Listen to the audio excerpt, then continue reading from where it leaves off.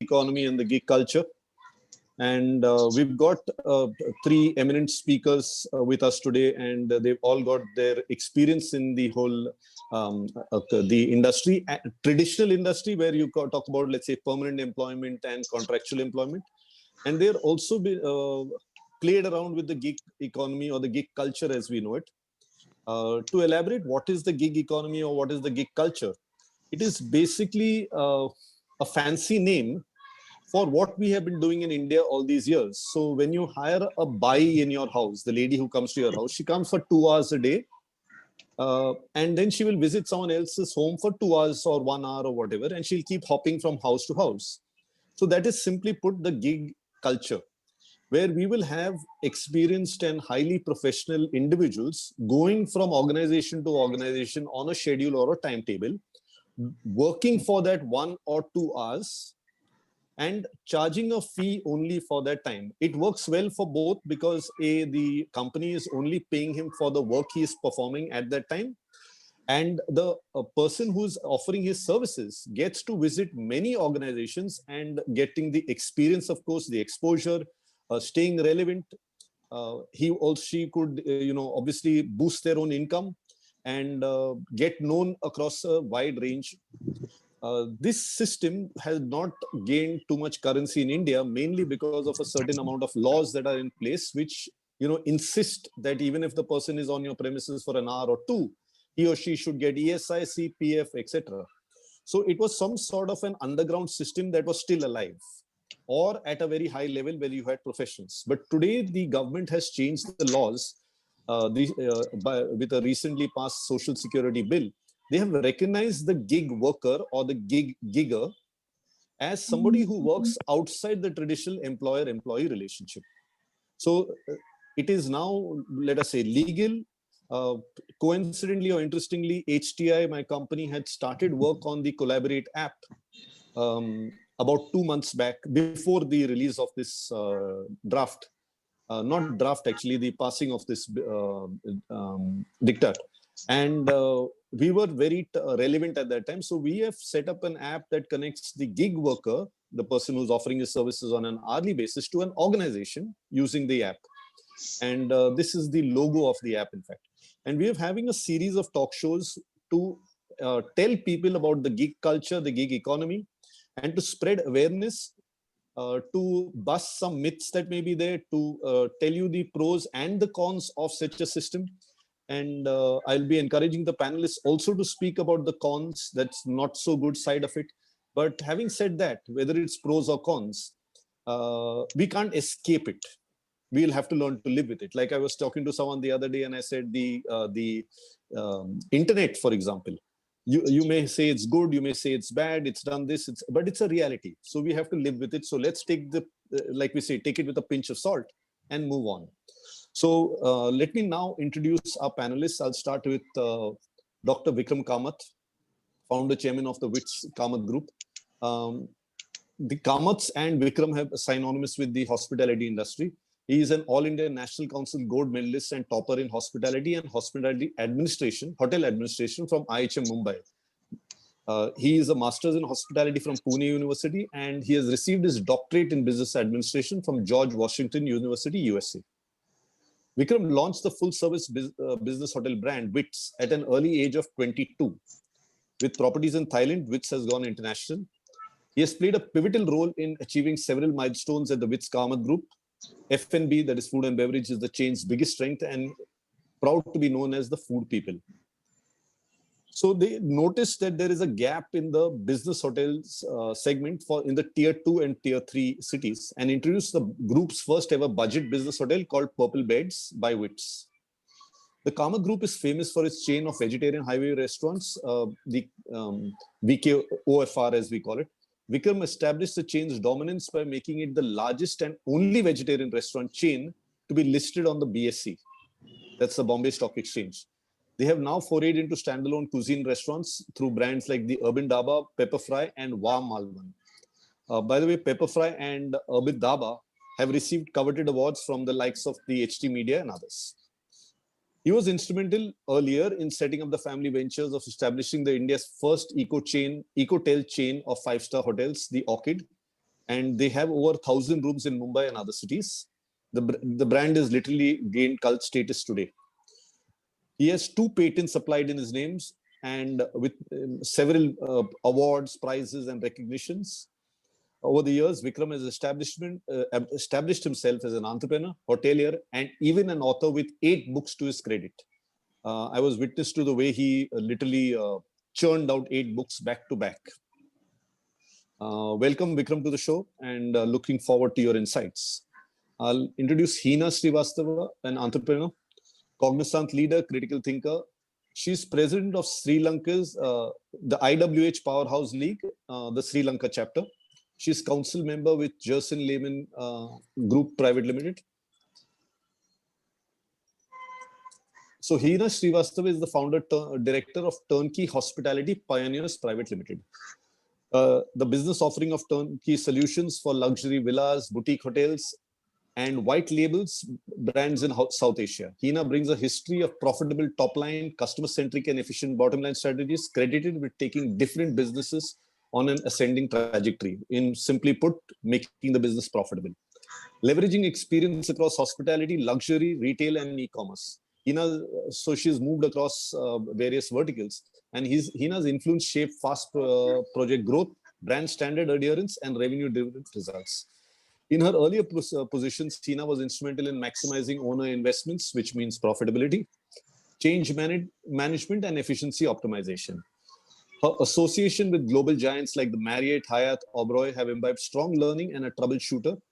Heena's early experience spans across business process outsourcing and e-commerce. She's worked in Indian and international markets. Her creative vision across luxury retail saw some tenured and strong partnership ties with iconic luxury brands like Salvatore, Heena, you'll have to help me out there. Salvatore? Ferragamo. I have to get my Italian practice. And the Cornelli.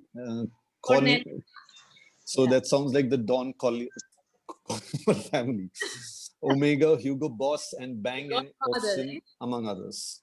Heena comes with a strong global network across different industries and businesses.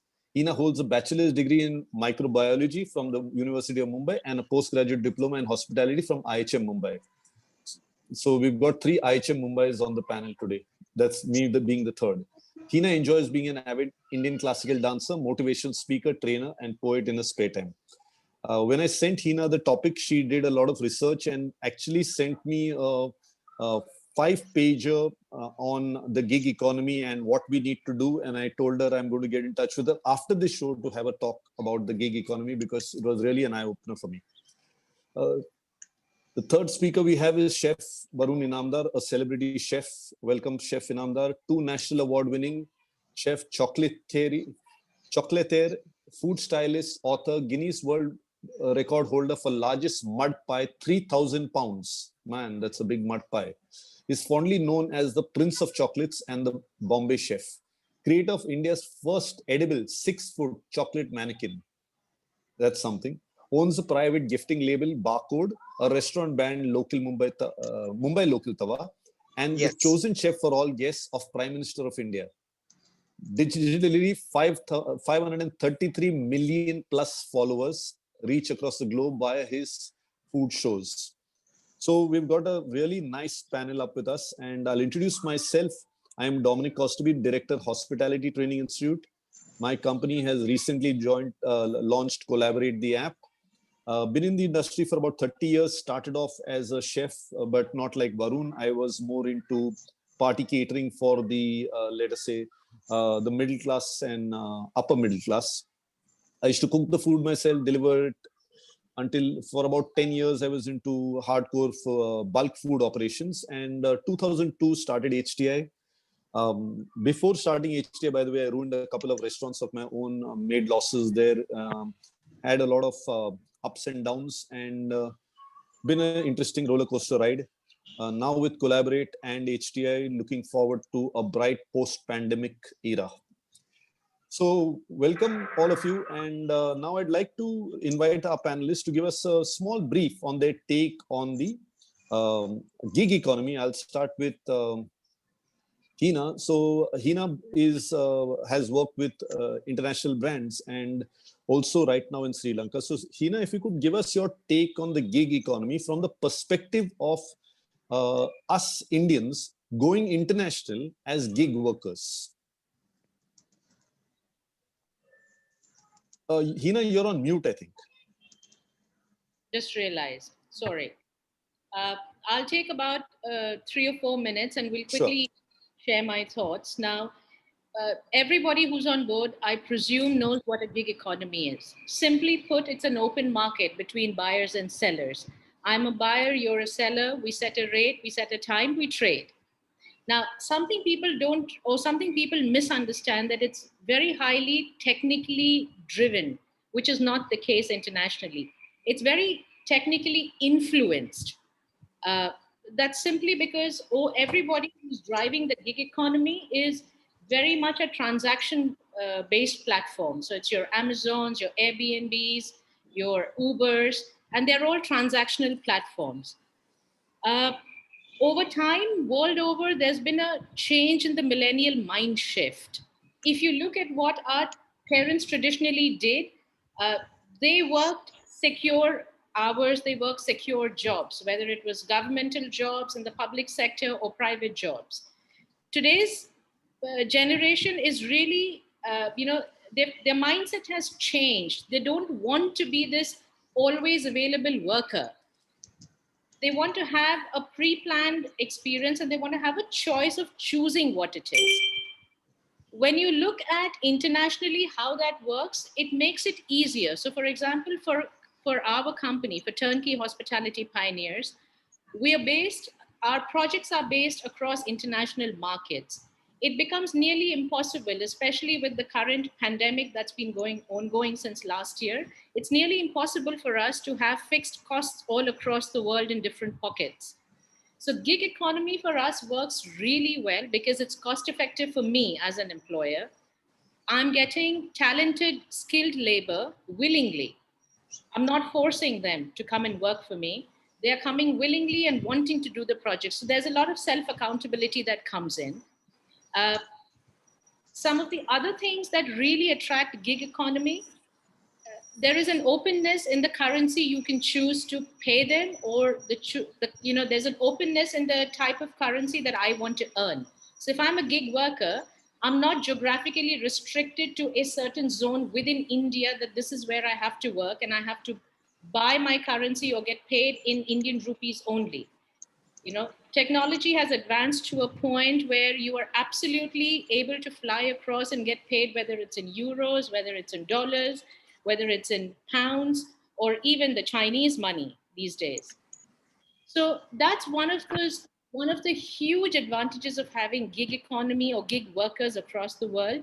You can sit wherever you are, be talented and skilled, and still be efficient and reward yourself for the skills that you've gained in the early years. Now, these are some of the good things and very attractive. When you look at the package, this is extremely attractive. Something that people don't necessarily realize, and they should be quite mindful about this, is also that gig economy does not give you a stable financial plan. It does not levy a financial system where you've got provident funds taken care of, you've got your old age, social security taken care of, or the company is taking care of your insurances and medical expenses. So as much as you earn in a gig economy, your spends are, your spends pretty much nullify it if you don't know how to save it right, or if you don't know how to invest it right. So, and something in the hospitality industry pertaining specifically is that we gig economy works quite well in hospitality in certain sectors. So what we could look at is outsourcing or using gig workers for things like finance, things like human resource, things like revenue management, because they're cluster based and they have a paradigm that's pretty common across. But you cannot have a 100% dependent hospitality gig economy because you can't guarantee any service consistency. You can't have a new waiter coming in every day or a new housekeeper changing shifts every time. So when you think about these things, it becomes selective on what you can use. As far as India is concerned, I think we have always been in the gig economy for a while. I mean, India has 500 million people who are in the supply chain where they can supply themselves as a workforce. And strangely, gig economy, up until the report last year, mid last year, uh, there are just about 3.5 million people who are actually gig workers in India. So you can imagine the disparity between the scope that's available for people to get into becoming a gig worker, bearing in mind that you chalk the right path for being a gig worker. You can't randomly just end up being one. But as far as India is concerned, we are probably looking at growing about, one of the reports I read recently says that we are looking at growing in the next 3 years about 17% in terms of gig economy. So it's going to be a variable jump, a reasonably good jump that happens. And the pandemic has actually made sure that we focus. This is a time uh, that's brought in a lot of stalemates for a lot of people. There's a saying, uh, the pain, if you can't cure the pain, you need to endure it. So if you have to endure it, be opportunistic about it and sell your skills. The market is open. There are buyers Very like us. true. Very true.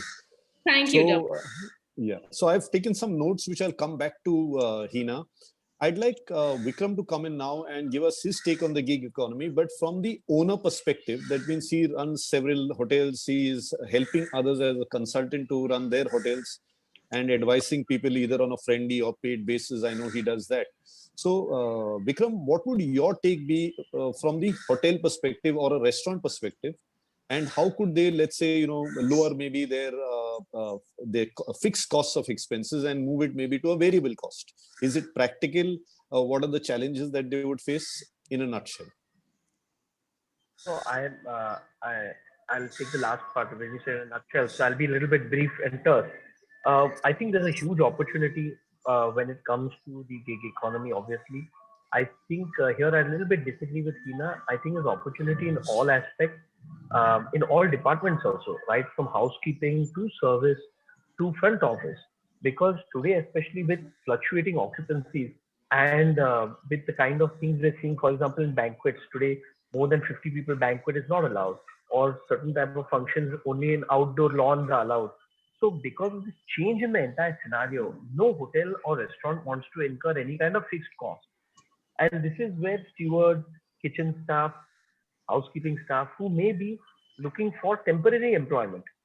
And even the hotel is looking for somebody who has a temporary employment, either an assignment based, like for a particular day, or let's say during a particular wedding for 3 days. So this opportunity can be there, which these team members can also take advantage of. And as Hina rightly said, they can encash their skills. They may already be a skilled worker, a good housekeeping person, a good service person, or even a marketing professional. Today, we are used to seeing gig economy, especially when it comes to marketing, finance, or HR.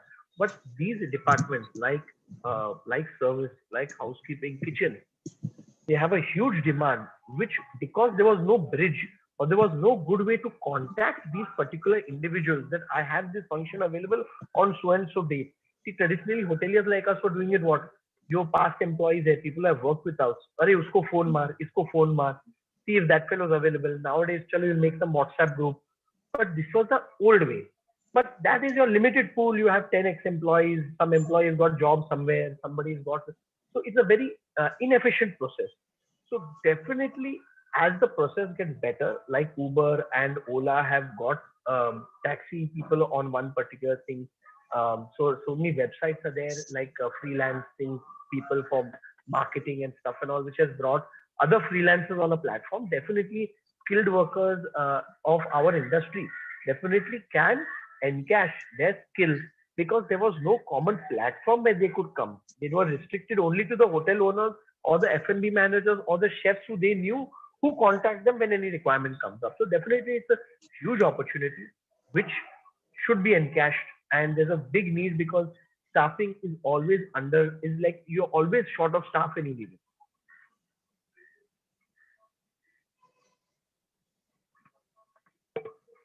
Dominic, you're on mute. Dominic, you're on mute. So I picked up something there. Sorry, yeah, I said thanks. I picked up something which I'll come back to for you also. But right now, I'd like to take Varun on and ask him for his take. So, see, Varun, you are a one-man show, I'm guessing. And how would you look at it for another person? Because a gig worker is, the way we speak, I mean, in the practical definition of it, it's a one-man brand, right? Or a one-woman brand, to be politically correct. So, do you think people would find it easy to create their own brand, not just nationally, but internationally, like you have done? And if it is difficult, what are the areas that they should focus on? To make it easy, what could they do? How is the income revenue? Your take on that part for a gig worker going international and individually? I got that question. Hi, this is me, Varun, Inamdar. For all of you who do not know me, I understand it's very, very, very difficult to create yourself as a brand. See, I understand when you are working with a company or when you're creating a company, you have multiple people to assist you, you have multiple people to guide you, you have multiple people to fall back upon.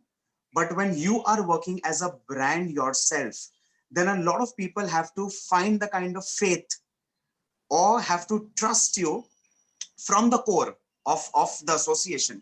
Now, it's important to first understand what are the primary pillars of a gig economy. If I can just elaborate that, and if I can just, just four of these terminologies or four of these words, and it becomes very easy. The first one is that it's a free market system, which is very important for us to understand. We can also associate freely and the others can associate freely with us. So that's one. Second, that it's a temporary positionary job, which is very important for all of us to understand, because then you are not on a consistent payroll or you're not on a payroll, right? It's a temporary position that you hold. Your job is done, your financials are sorted, and that's about you and that person being associated. The third one is it's all about hiring independent workers. And fourthly, it's a short-term commitment, which again is very important for all of us to understand. Now, when we think of all these things, it in a way is a win-win for all parties concerned. I remember when we were studying in college, we used to get this one list every evening, which used to ask for all of us to willingly put our names in that list. And that list used to be the waiting list. Now, that waiting is very different from the waiting list that the world understands. This is a waiting list, as in a list of waiters who are, yeah, I know Dominic is laughing already because he knows what I'm speaking about. So this is a list where students at will put their names as waiting staff for evening events. So that categorically would be a 7 to 12 or a 7 to 1 in the morning kind of an event where you wrap things up, you go back home, next morning you're back to college. So this is like the classic gig in the hospitality world. Now, having said all of this, the work from home culture that has suddenly been trending all of 2020 is the classic case of gigger or a gig economy, because there you're not bound by demographics. Now, in the realms of all these things, it's very difficult to create a brand image because that can only be created with consistency. Now, you can perform to the best of your ability in one of the gigs.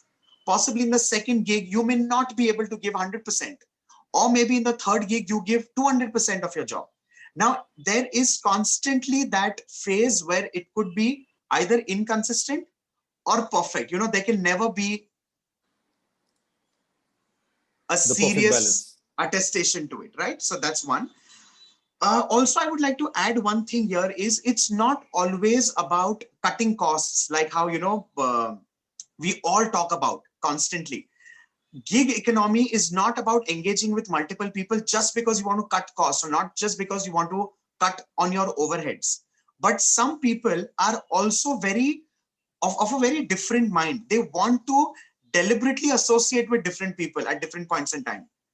The classic example of this is me.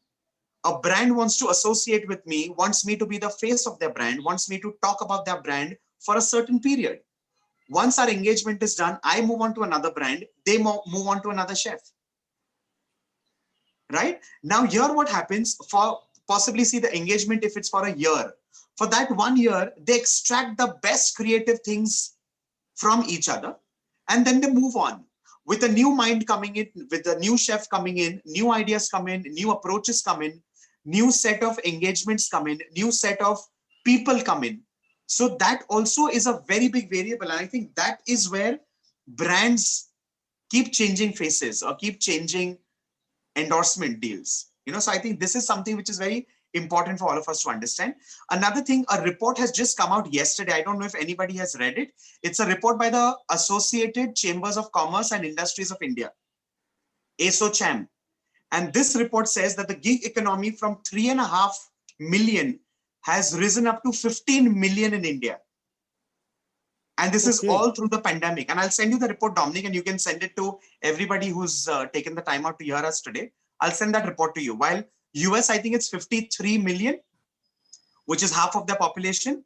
India from 3.5, like rightly said earlier, has now increased to 15 million, which is a huge jump.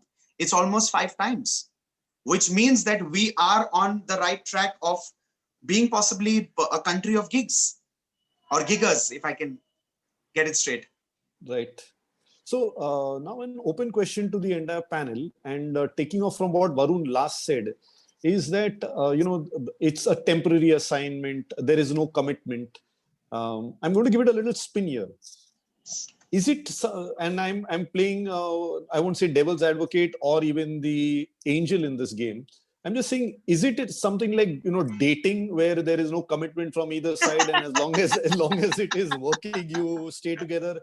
How does it sound then in that case? Would you like to have, because in India we are very marriage committed and long term, and earlier it used to be the what, how do you call it, the government jobs, then it became private job you need, today this gig. So how do you take, I mean, any of you, what's your take on it?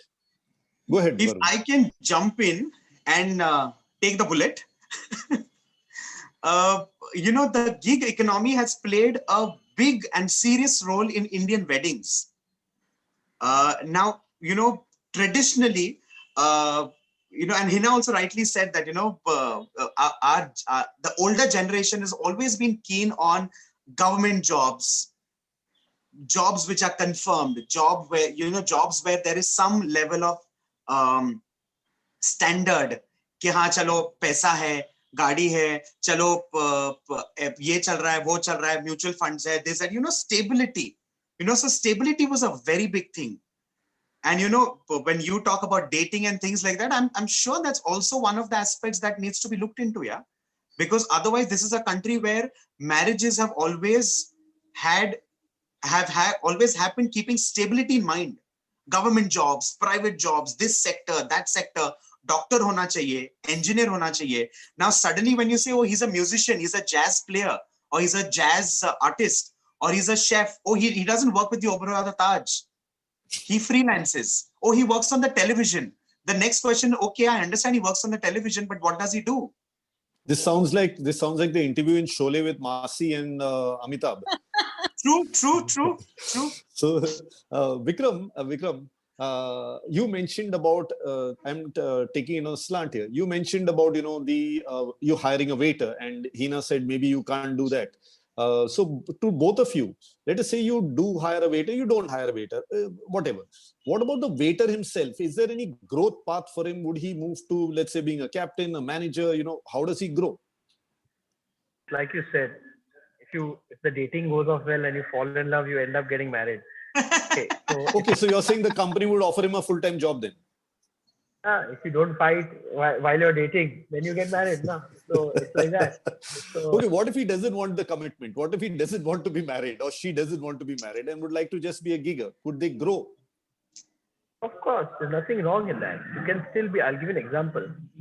Even though in a relatively, when Varun said there is short duration, definition of short is very, very, very relative, exactly.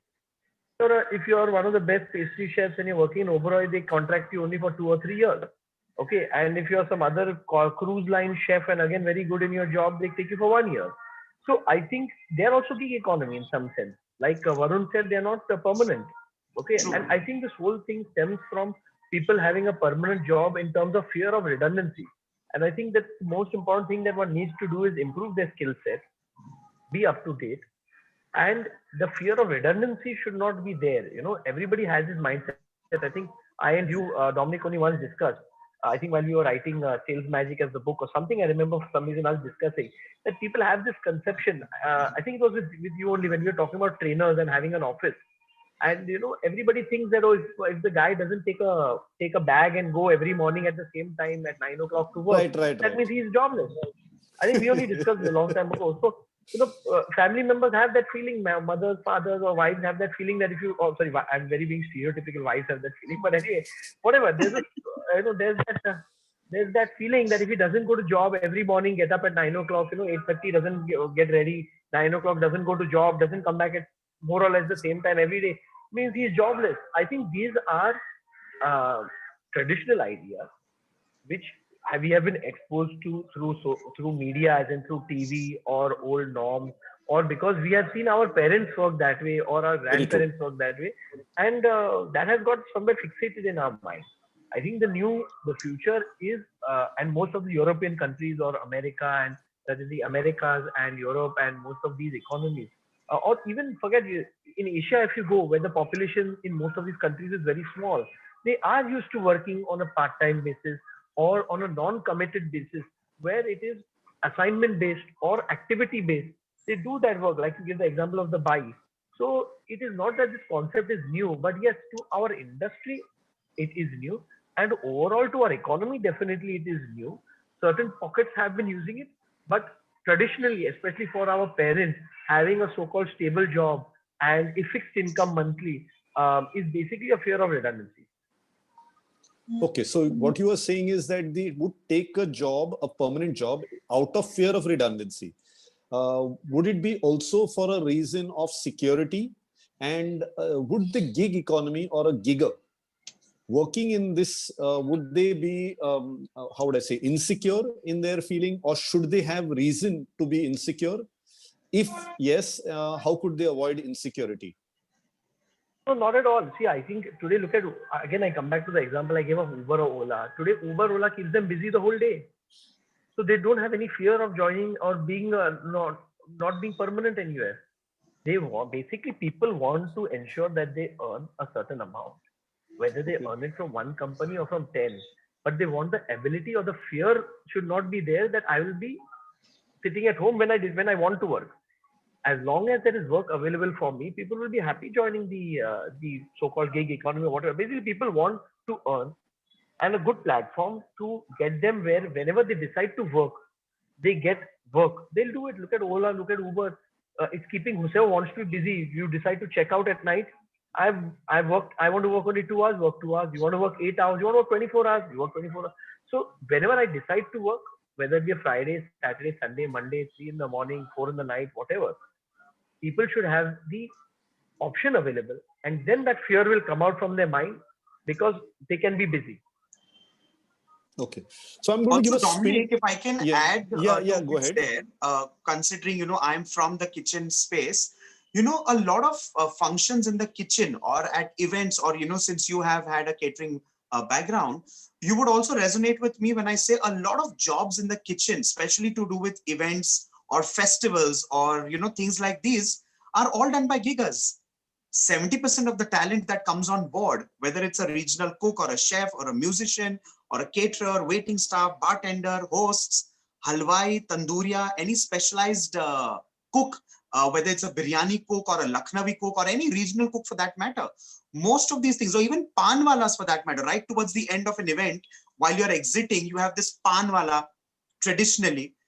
All these are in a way gig workers, because they are all there engaged for a particular time period. Very true. Right? In fact, I started as a gigger right since I was in college, because the first job that I did as a part-time working student was of a dishwasher. So when I started working at a restaurant in Bandra, purely because of the fact, because they wanted to shoo me away. The only statement that they made was, dishwasher ka job hai, karna hai? So I said, haan, karna hai. They thought I'll run away. But I did it up. I took it up. I did it for almost a year and a half. So much so as a that dishwasher. As a dishwasher, almost for a year and a half. And somewhere in the middle of that year and a half, one of the team members had not turned up on that evening, and he was a fondue maker, one of the only few fondue restaurants in the city at that point in time. And I remember raising my hand and saying, "Main kar sakta hai, mujhe aata hai." So they said, "Chal, you're on the pot wash, you can't be cooking." I said, "Hey, listen, I know how to cook. I can do it." So I went up to the range, I cooked that fondue and I served it to the owner. And he was so impressed that he actually called me out. And that's where, of course, I got a raise, I got a package, I got a little bit of a confirmation, chalo, we are not going to throw you out. So, you know, when we're talking about security and insecurity and fear of redundancy and things like that, I think it's purely talent-based. Because if you have the skill set, if you have the talent, then why will anybody say no to hiring you or rehiring you or redeputing you or keeping you in a position? I know so many of these gig workers who've become confirmed workers over the years. So that also works. Like I said, it's purely talent-based, skill-based, and it's also about that will. Because eventually, whether you want to work as a gig worker or you want to work as a confirmed staff, it's your will. It's about what you discuss with your boss sitting across the table. True. So Heena, on this, you know, I think Heena's been trying to come in. Sorry. I was just about to bring her in. Heena, you are in Sri Lanka. You all are white labeling hotels, and would you consider hiring a gig worker, or are you already hiring gig workers? What is their future in it, and would they be able to sustain their family or their profile? So adding on to what both Vikram and Varun have shared, I think there's an important aspect. Your initial question was, does a gig worker feel he or she can grow in life? And what are the tools that's available? Now, let me just go back there and then tie it into what we do here. One aspect gig workers need to realize is if you want to grow, you need to parallelly educate yourself. Now, when you talk about being a gig worker, if you look at 70% of the gig jobs, they are at a ground base. So you'll have cab drivers, you'll have the cooks who are working at the base level, the waiters. We are asking people, or people who are doing the gig jobs are people who have started from ground up. Is there a route that is designed for them today to work together or train them and help them climb the ladder up? No, there isn't. Vis-a-vis, if you work at a hotel, a branded hotel, you start off as a waiter. There is a program. There's a corporate training program. There's a management training program. There are lots of available options where the company is investing in teaching you something. Is there something parallelly available for gig economy in any strata of work today? No, there isn't. So until you decide to educate yourself and enroll yourself into learning and moving to the next step, growth in gig economy as a base level worker to climbing up the rung would be slower than traditional work. Coming to your question, how does it operate outside of the country? And there are a lot of cultural differences. We also need to understand India is a country of 1.2 billion people, out of which 500 million are available as a supply chain for various kinds of jobs in the market. Sri Lanka on its own has got less than 25 million as a whole country, as a whole island's population. So when you compare the two, gig jobs here are taken, regular jobs here are taken purely at will. In India, if you choose not to show up at your work, or if you choose to have poor performance, I will have 10 people waiting in queue to replace you. In countries that have smaller population strengths in general, that isn't the case.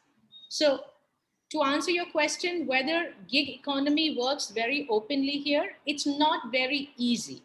If you're thinking that, in a population of less than 25 million for the whole country, the strength that can provide the labor force would be between 70%, 65 to 70%. Now that is also staggered over different ages. So does somebody want to show up as a waiter? Yes, people want to show up as a waiter. Will they show up? Definitely when you ask them to. There is no guarantee.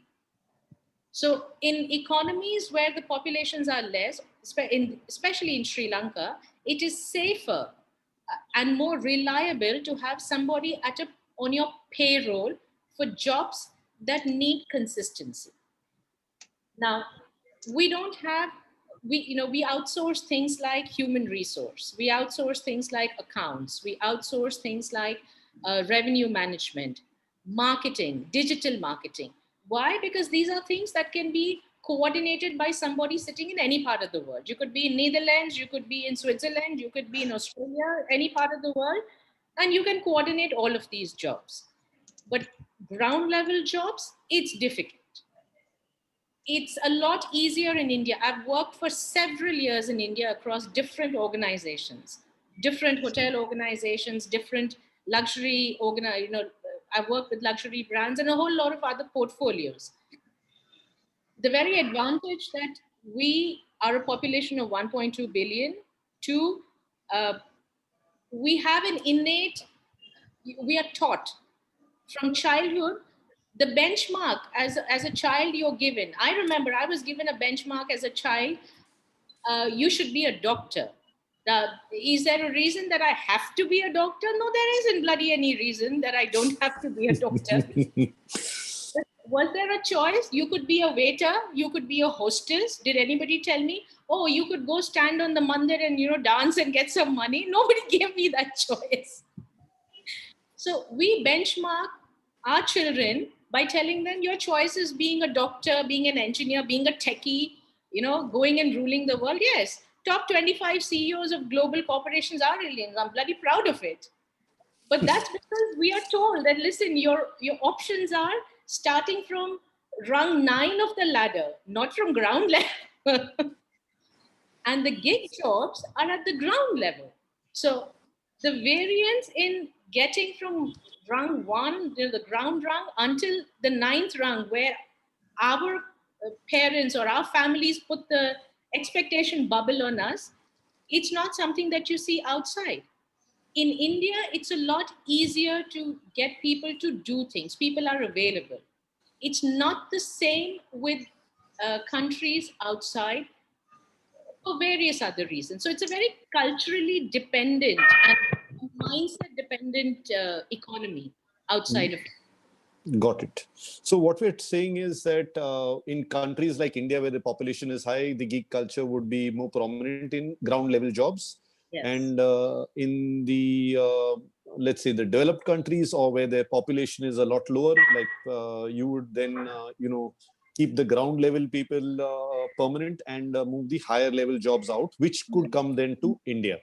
It's time now to take some questions from the participants, the attendees. And we've got one from Rahul Chawla. Do the panel members really think a gig worker can sustain himself or herself with the income generated from gig work? Is there enough demand for gig work? I'm sure he's speaking in the Indian context, but let's keep it open to international also. So any of you could take it, and requesting if we can keep them short, because then, there's another question after that also, and I'm sure more will come. Participants, I'll go ahead. I'll go ahead. I think yes, definitely they can sustain themselves. I think Heena made a very, very good point. One is to understand that yes, you need to be a little bit more independent minded, and you need to be a little bit self motivated compared to when you're an employee. So you need to train yourself, upgrade your skills. That aspect definitely you need to do on your own, because being a gig worker, there may not be that much responsibility towards you from the company perspective, which you'll have to work harder for, to gain that acceptance. So that's a very good point. Obviously. So you're saying that the onus of training, the onus of being trained or getting upgraded is on the gig worker, no longer on the company. I'm not saying about I wouldn't say upgrading or training. I would say the onus of the skill, whether that's upgrading, downgrading, lateral grading, is really depends on the job skill you're in. If for example you're very good, you're an accounts guy, then and you know certain things, whether if you don't know Excel, you know Tally, but you don't know Excel. Now is that an upgrade or is that a downgrade? I really don't know. But you need to do what allows you to be more employable. Definitely, yeah. What is required? So your skill level needs to improve. So your answer is yes, a person could earn from the gig economy, and yes, there is work for a gigger. I fully agree. Okay. Yes. Okay. And again, I go back to my example of Ola and Uber. True. So this one's from Mark. Is there scope for gig jobs in hotels for untrained 50 plus people? So would a 50 plus person get a job if he is untrained in the hospitality segment? And I can see Vikram smiling, but Heena wants to take that. But I think I think Heena would like to take it. Go ahead. No, Heena, let's hear your take. Okay, I'm going to be very straightforward. And you said it was Mark. Untrained, right? Mark, at this point, my answer to your question is an absolute no, simply because pandemic has changed a lot for everybody. At the moment, there is young, skilled, technically trained, environmentally trained labor out in the market who's waiting for places to open up. So unless there's a portfolio, that requires something like a CSR, something which is non-technical. In a non-technical role, there's a possibility, a CSR department or something that has no technical skills required. But otherwise, it would be difficult in the current situation with the offset of the pandemic that happened. Vikram, what do you think? Well, I feel there's a lot of potential for people. In fact, please send me your CV. I'll give you a job right away. Because I think there's so many roles. In our cloud kitchen, we had somebody who's been retired for the last 5 years. He was a steward so I don't know when, but he's untrained. And we made him a cashier in one of our cloud kitchens because he could read, he can write. He just has to stand at the counter the whole day and fire an order. I mean, he can read and write. What else do you want? That's a skill. We take for granted many skills. If you can read and write in English, okay, that is a skill, and you can touch, and you can use your mobile phone, which is basically what the point of sale is. You just have to punch the order. The order comes from the online platform. You fire the order, and you have to put it in, wrap it in a brown bag. It's not a very complicated job, but yes, you have integrity. That's a skill which we cannot give you. He had integrity of so many years, and so he got employed. So that is also a skill. Your ability to read, write, excel. You don't take for granted that you're not trained. Maybe you're trained. So there are many. We have one role in banquets, which are again done by somebody who's very old, and his only job is to stay till 2 in the morning. That's also a skill. True, because he has I completely agree with what Vikram is saying.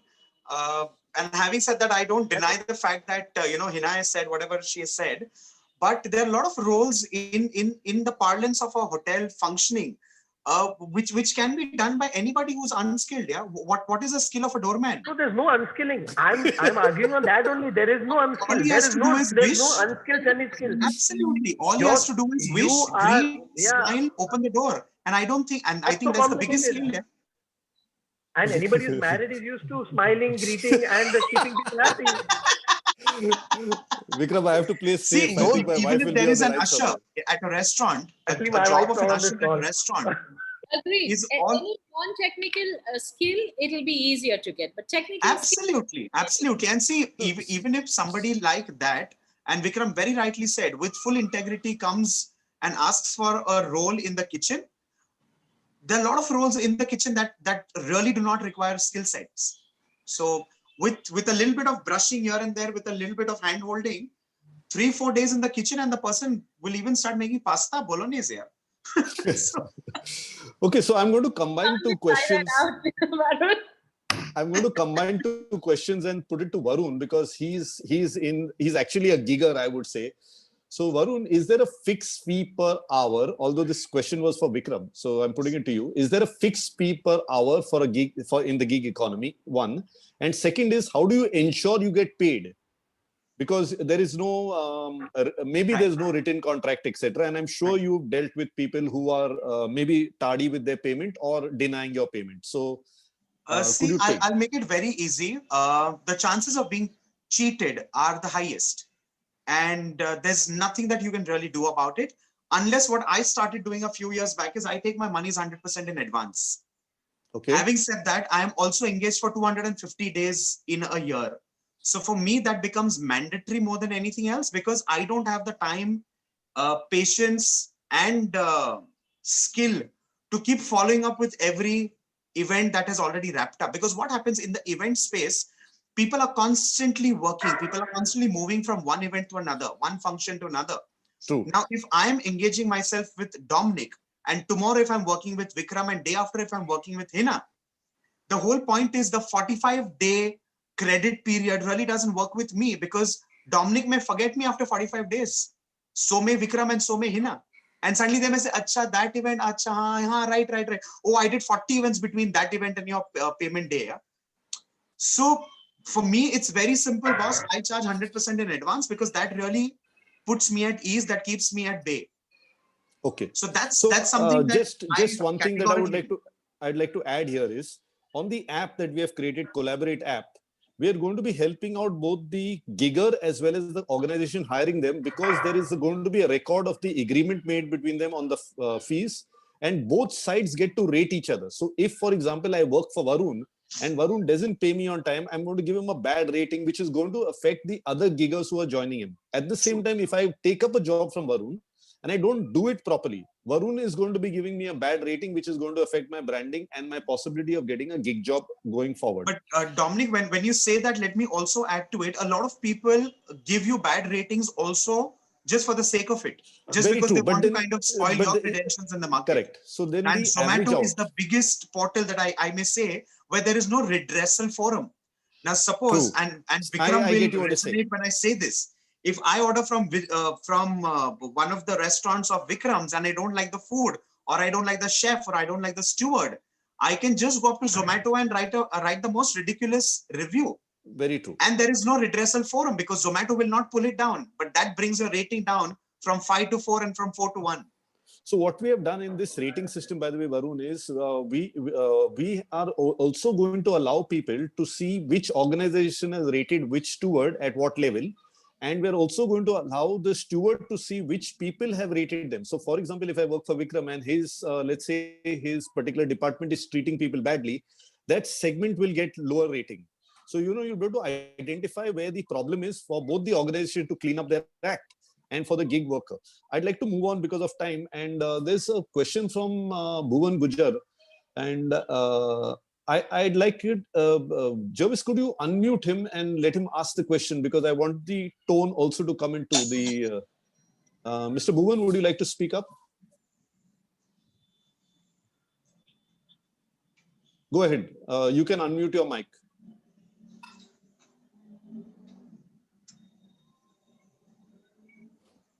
Yeah, go ahead. Yeah, my question is to any of the panelists. He's a hospitality graduate, ideally completes his course at the age of 21. And he has a very different career aspiration compared to his previous generation.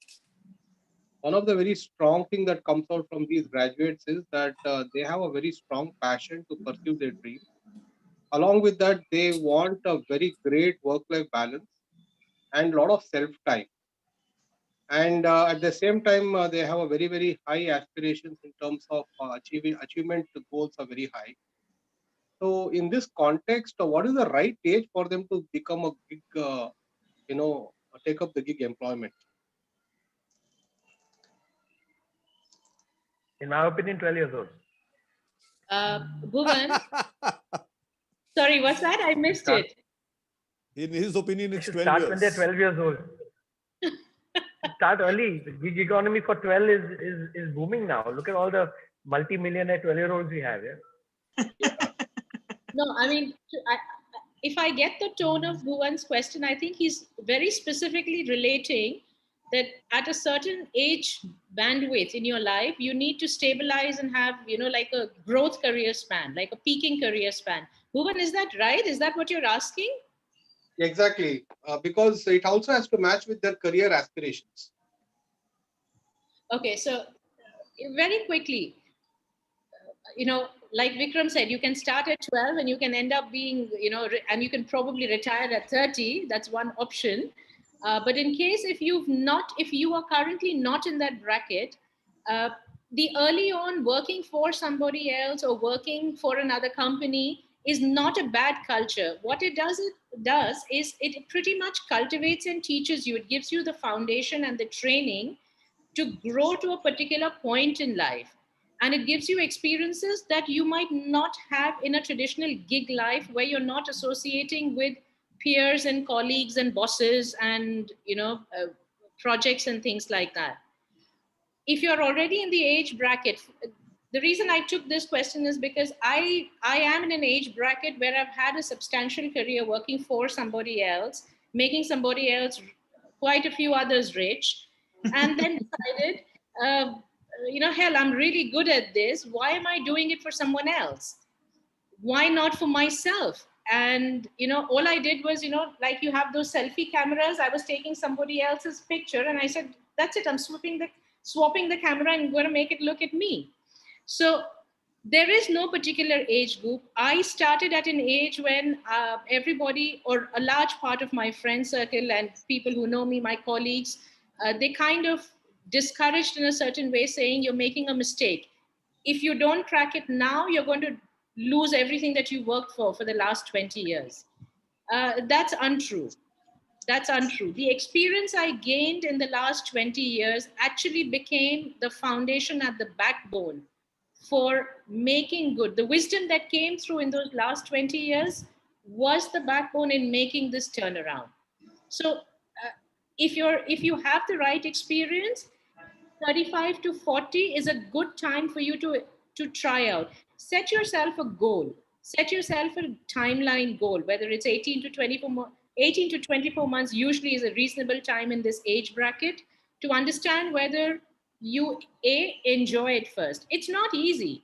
We make it sound like gig is, oh, you can just do it like this. It's not. you know in a gig economy, the buck stops at you. You can't point, you can't say ki boss ye karega. You can't go and complain to somebody else. There's no HR to listen to your grievance. You do everything on your own.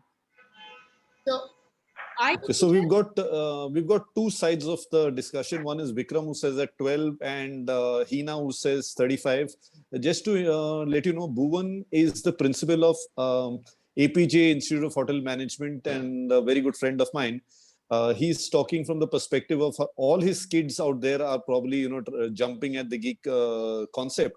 And I know for a fact that he's writing an article which should be out shortly on the gig economy. So he may end up quoting you all also. Anyway, we're running out of time, but there was a hand up for Roshan Toscano. I think I know him, but I'm not sure. If he still wants to ask his question, because I think that's the last question we'll take, Jervis, just unmute Roshan. Roshan, would you like to speak up? Jervis, have you got him? Yeah, Roshan, go ahead and ask your question. You need to unmute yourself. Yeah, go ahead. I'm audible? Yes. Yeah. Hi, Dominic. Roshan here. You must be knowing me from the Azure. Yes, exactly. I was wondering about this. Yeah, go ahead. Go ahead. Presently, I'm working as a supply chain head in a reputed organization.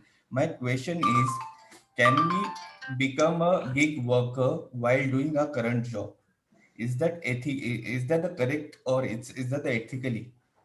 Okay, so Roshan is in supply chain. He's a veteran in supply chain, I would say. And he's asking if he should be exploring it while in his current job. Is it ethically right, morally right, or yes. morally defensible? So I'll let one of you take it and then we'll close the discussion.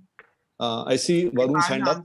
Dominic? Yeah, go ahead, Varun. As long as one is not in conflict with their current job role, current profile, in conflict with the same brand, the same kind of space, I think you're at will to do anything. Yeah, you can work as a musician after your work hours. Who's stopping you? As long as you're not buying the similar brands for another competing company as a purchase manager, you can do anything. You can work as a part-time chef. You can work as a musician. You can work as a driver. You could double up as a finance guy or a CA, you're at will to do whatever you want to do. Yeah. Okay, so I'll just add there, Roshan, you'd need permission from your organization to be on the right side of the track. And like Chef said that as long as you're not in conflict of interest, which they would check out. Okay, let's do one thing. Unmute Siddharth also, Jervis.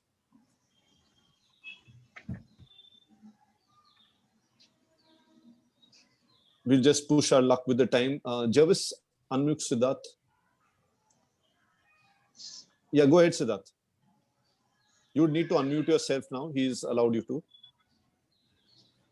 And Jervis, keep Sufiani on standby also. We'll take his question also. Siddharth, unmute yourself. No luck with the technologies. What about Sufiana Lee? Any one of them, if you can unmute, and whoever speaks up first, we take it. Syed. You'll need to unmute yourselves on your... Yes, go ahead, Sufyan. Good evening, sir. So my question to you and the panelist is how much the app would charge? Because, okay. Yes, sir. Okay, so see the app for an organization per address when they're onboarding is 4,750 for the whole year, which is about 400 rupees per month. And for a liberated associate, we're calling the gig workers a liberated associate, it's only 250 per year. It comes with a lot of features and facilities, and I'll be very transparent here. We are having a little resistance even despite this small amount, and I would like to say that we are not going to be marketing your data. We are not going to be compromising your data that you share with us. And that is why you're better off paying us this small fee. The app is in the beta stage where we are only inviting people who are, how would I call it? We are only inviting people we know. We are not putting it on the Google Play Store. The beta version means it's in internal circulation. We should be ready to go alpha as in the main app. We should be ready within, say, about 3.5 to 4 months. The app is really state of the art, if I should say so myself, in terms of you are allowed to communicate with each other. There's an option for bidding and offers. You can check out each other's CVs. You can check out the organization CV. The organization can check out your CV. We will be building in features where they can pay you directly. And we are not taking any commissions. We are not going to be in between. You deal directly with each other. And one more feature of the app besides the rating system is we are going to be allowing a barter. So for example, if there's a resort, it could offer you a payment, part of your payment as a holiday, or if you're dealing with a restaurant, they could offer you part of your payment as a meal for two or whatever, which you could offer to your family. I hope that answers your question. We'll take the last question, and if Siddhartha is off mute, we'll take his question. Thank you, Sufyan. I think we're still not having luck with Siddharth. Okay, no. Siddharth, you need to unmute your microphone on your own device. No luck there. We've got a couple of questions on the chat box also, but I don't think we have time for that. I'd like to stick to the time. So there's something about story behind Vittal Vada, please. And if you can send us your this, we'll send you that. Is there any way to ensure that I will get paid? We've done that. Okay, so now closing statement. I'd like one of the panelists to do a sort of a summary of the entire gig, and like in 2 minutes, and then we'll close. Or let's do all the panelists. I'm still here. I'll just get the video off. So let's get everyone, all three panelists' view on the gig this in about a minute or two, and then I'll do my closing. So we'll start with Varun. Varun, could you give me your closing statement? See, like I said even earlier, in fact, I would not like to sum it. I would just like to add one little tangential thing to it, which is the gig performances of today's times, which is also very fondly known as quid quo pro. Now, quid quo pro is something that we really don't give too much of attention to, or we do not really give so much of importance to. But in today's time, that's where most of the world revolves around. And that is about a favor or an advantage that is being granted in return for something that you do. For example, staycation was something that was trending on social media, all of 2019. What is a staycation? Staycation is a form of a gig, because the celebrity is being invited for a weekend or an extended weekend, and in turn they do a lot of social media postings, they do a lot of social media promotions. Now that is gig marketing. So something like this should also, this also kind of entails the gig economy, because that's also something that's very important, because it's not about paying a celebrity always, it's also about the barter that you were rightly speaking about, Dominic. Thanks, Varun. Heena?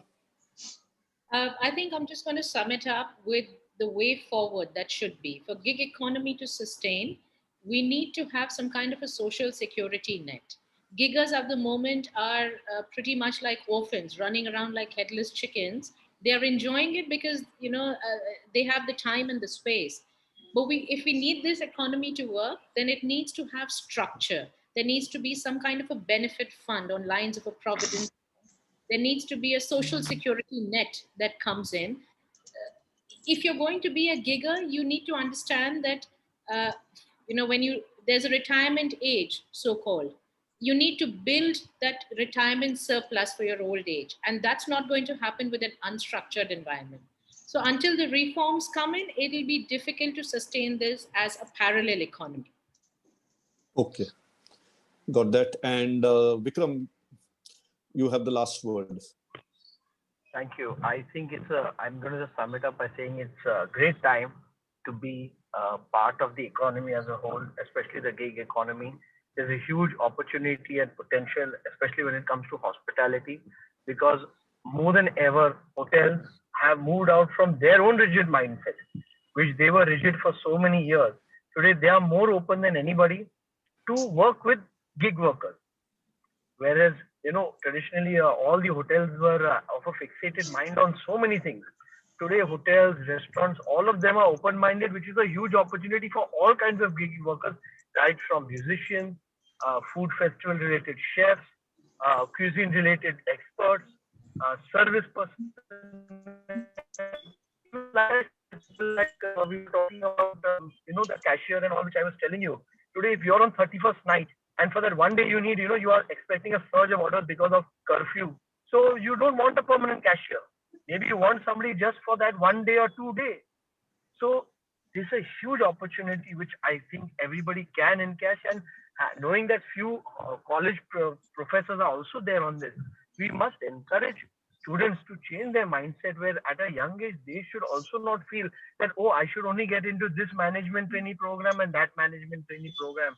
Why can't they be experts at something? Today, Varun is a good example. Why can't they be experts at something? Whether it be kitchen, even it could be a steward. Today, a flair bartender is in great demand for only 1 or 2 parties or for a wedding, which is again a kind of gig economy. He's not a steward, he's a specialist. He's a flair bartender or a great mixologist or a great cocktail specialist. And it's an opportunity for students and people to really pursue their dreams, because there may not be a permanent demand for a fair bartender unless he's working in a nightclub. But today, he can go for weddings, he can go for banquets, he can go in somebody's house party. He can do private waiting, as Varun was referring to the waitings earlier. So it's a huge opportunity, and I think that everybody should encash this.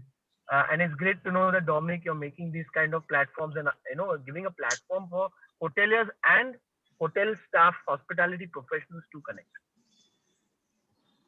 Thanks, Vikram. Thanks, Heena. And thanks, Varun. Very, very nice session. I particularly liked the session because there were conflicting opinions. It's not all, really, it's not all, hunky-dory and rosy picture. Like Heena pointed out, that there is the question of social security, there is a question of fallback, there is a question of whether they can, sustain themselves.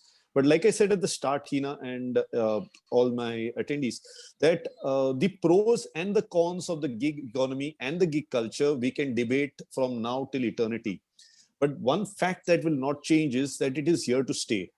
It is just like I said, the internet. We can say, it's spoiled our culture, it's created problems, people are having sleepless nights, it disturbs us, but it is a reality. We have the other side of it where we can connect the way we are doing today. During the pandemic, although we said social distancing, actually it was not social distancing. We were in touch socially. right? And thanks to the internet. So the same way, the gig economy and the gig culture does have its drawbacks, but we have to take it with a pinch of salt, right? We have to find out how to move forward. And personally, I tell you, I love the gig economy and the gig culture. And I will summarize it this way. I tell my students or the people who come to me for counseling or coaching or in my training programs that look at the tiger in the jungle and look at the tiger in the zoo.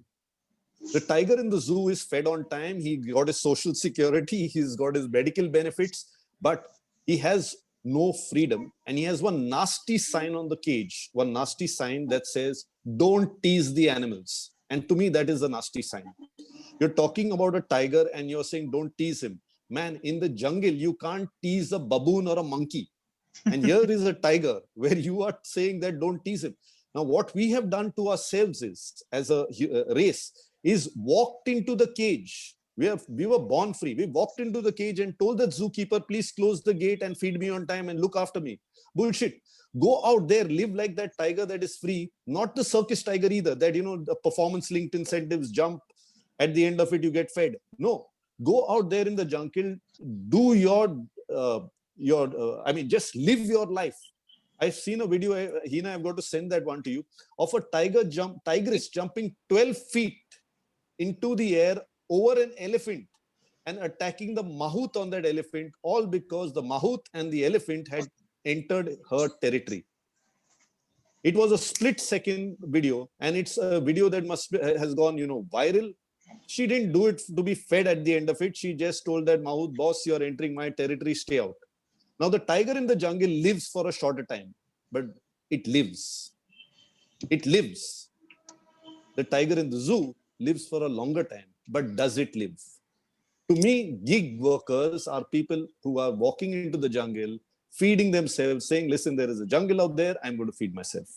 On that note, I'd like to sign out. Thank you all for joining in. And we're going to have this every Friday for a few more Fridays. Jervis will send you the email connecting you.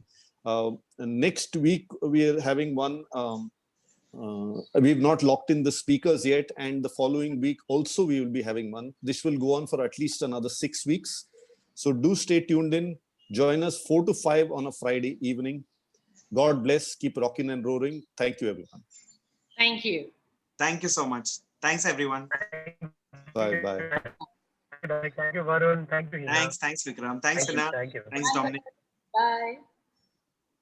Take care.